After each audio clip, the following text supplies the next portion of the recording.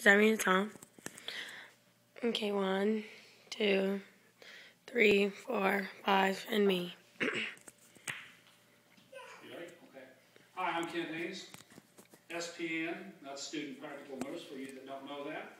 And I imagine you're wondering why I am here today to do my demonstration speech on how to get a job in construction. Well, let me tell you about myself to start with. I have 25 years of construction experience. The last 11 years I've owned my own company, and I've hired many people that come through the job site. So I'm here to tell you what things that you can do to help you get a job. Now typically on the construction site, a home building site anyway, when people are looking for work, it's not a big formal event like if you were to go apply somewhere. You typically just walk up to a construction site and introduce yourself and ask for a job. Well, the problem is that most of the time that the people that are looking for jobs need to be ready to work. So if you start with, if you'll take note of what I'm wearing today, this is something like the attire that you should wear when you're at a construction site.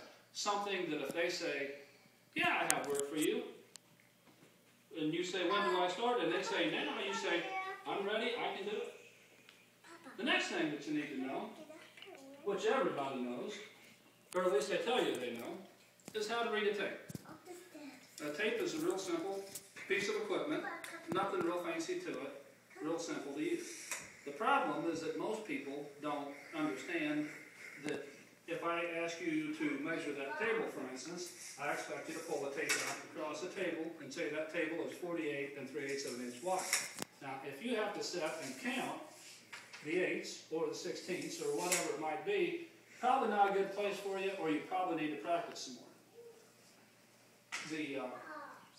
It's fairly inexpensive to be a carpenter. You only need a few basic tools: a hammer and a tape, square, pencil, and a few simple ones.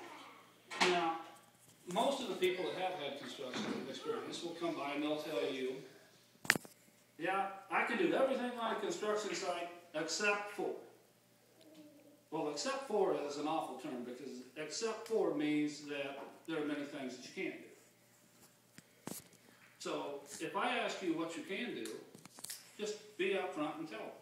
What have you done before? Well, I've run a nail gun, or I've ran a saw, or I've been a sawman. Or if you have put rafters on a house, tell me you put rafters on a house. Which brings me to the most important tool that you will ever use. Now, in today's world, we have calculators and we have all kinds of fancy equipment that tells us what the length of a rafter should be. But what it doesn't tell you is how to use it. You have to be able to put this, similar to the old computer saying, garbage in, garbage out. If you don't know what the numbers mean, then you don't know what to do with the numbers when they come out. Well, a square will tell you. If you can read a simple square, it tells you what to do with those numbers. Like, for instance, if I were to hand you a set of blueprints, and they're going to give you a roof pitch on it, and the roof pitch is going to say something like, well, let's just say it says 512. Well, that's not a degree, because that's something that we don't have. We have a square. When we have a square that has numbers on it, and if it has 512 on it, all that means is you're coming up 5 inches, and we're going over 12 inches. So every time you go this far over, you go this far up. Fairly simple concept to understand. It makes it easy to put a roof on something. I'm going to mark out one rafter for you today, just so that you can understand exactly how a square works and how simple they are to use, and how much easier it is to use than the calculator. So we measure this tape. Let's measure this table, and let's say that this table is, let's say it's exactly 4 feet for time purposes. So to get, the roof only goes halfway across, and then goes halfway down the other side. So to get that, we know that we have to go in 4 steps. For 4 steps, we got to go halfway, 2 steps. So I can put my square on here at a 512, and then I want to mark the ends. That's 1 step.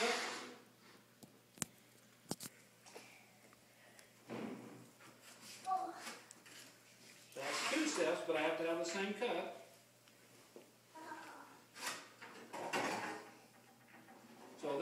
our after, if I'm to cut that, it'll set on my table like that and make my roof for the table.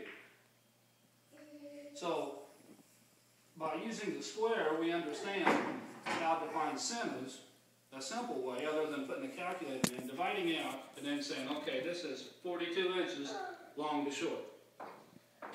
So, there's my demonstration speech for this evening, and good luck with all you people finding a job in the construction field. 1, 2, 3, 4, 5, 6.